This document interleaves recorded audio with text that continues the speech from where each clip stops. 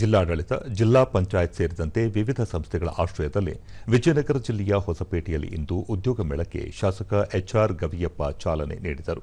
ಈ ವೇಳೆ ಹೊಸಪೇಟೆ ನಗರ ಅಭಿವೃದ್ಧಿ ಪ್ರಾಧಿಕಾರದ ಅಧ್ಯಕ್ಷ ಇಮಾಮ್ ನಿಯಾಜಿ, ಜಿಲ್ಲಾಧಿಕಾರಿ ಕವಿತಾ ಮನ್ನಿಕೇರಿ, ಜಿಲ್ಲಾ ಪಂಚಾಯತ್ ಮುಖ್ಯ ಕಾರ್ಯನಿರ್ವಹಣಾಧಿಕಾರಿ ನೋಂಗ್ಜಾಯ್ ಮೊಹಮ್ಮದ್ ಅಲಿ ಅಕ್ರಂ ಶಾ ಸೇರಿದಂತೆ ಹಲವರು ಉಪಸ್ಥಿತರಿದ್ದರು.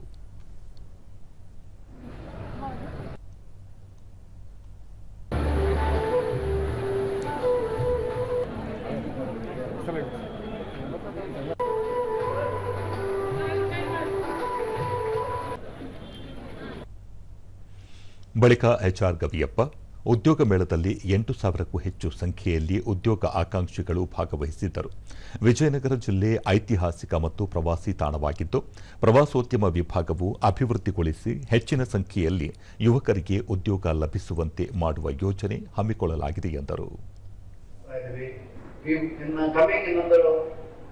10 ವರ್ಷದಲ್ಲಿ we want to see close to about 25,000 ರೂಮ್ಗಳು ಬರೋ ತರ ಒಂದು ಫ್ಯೂಚರ್ ಪ್ಲಾನ್ ಇಟ್ಕೊಂಡು ಅದೊಂದು ಮಾಡಬೇಕಂತ ಹೇಳ್ಬಿಟ್ಟು ಒಂದು ಆಲೋಚನೆ ಇಟ್ಕೊಂಡು we are going in that direction.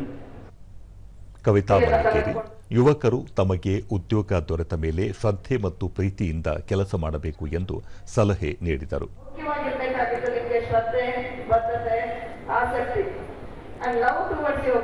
ಯಾವುದೇ ಒಂದು ಕೆಲಸವನ್ನ ನೀವು ಪ್ರೀತಿಯಿಂದ ಮಾಡಿದ್ರೆ ನೀವು ಯಶಸ್ಸು ಗಳಿಸೋದು ಖಂಡಿತ.